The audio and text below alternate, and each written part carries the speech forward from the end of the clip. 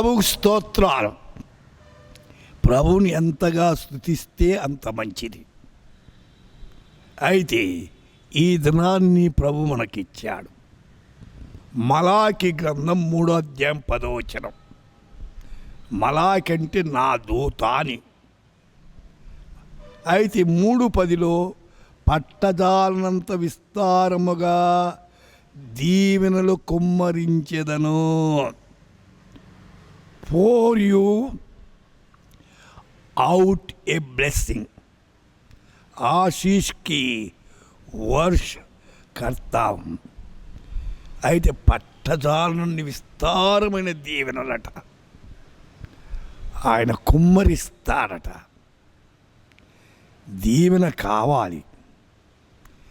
దేవుని మాట వింటే దీవెనలు, దేవుని మాట నిరాకరిస్తే దీవెనలు కోల్పోతాం.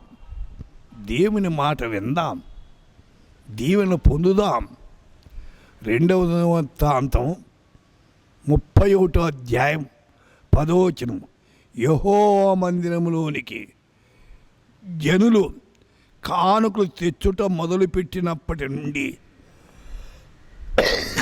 మేము సమృద్ధిగా భోజనము చేసినను చాలా మిగులుచున్నది.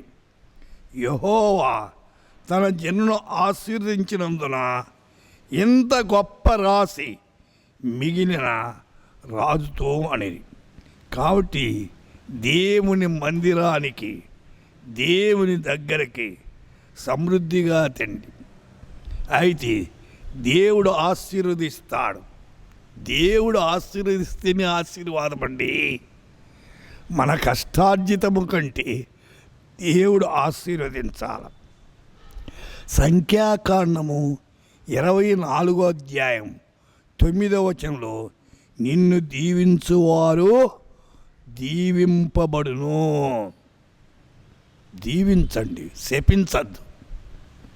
అయితే దేవుని పిల్లల లక్షణం ఏమిటంటే ఇతరులు దీవించాలి. అయితే శపించేది అది దేవునికి ఇష్టం లేదు. శాపగ్రస్తమైన జీవితాల నుండి మానవులు విడుదల పొంది దీవెన కిందికి రావాలి. అలాగూ ఈ దినం మీరు ఆయన యొక్క దీవెన పొందేదానికి సిద్ధపడండి. ప్రార్థన చేసుకుందాం.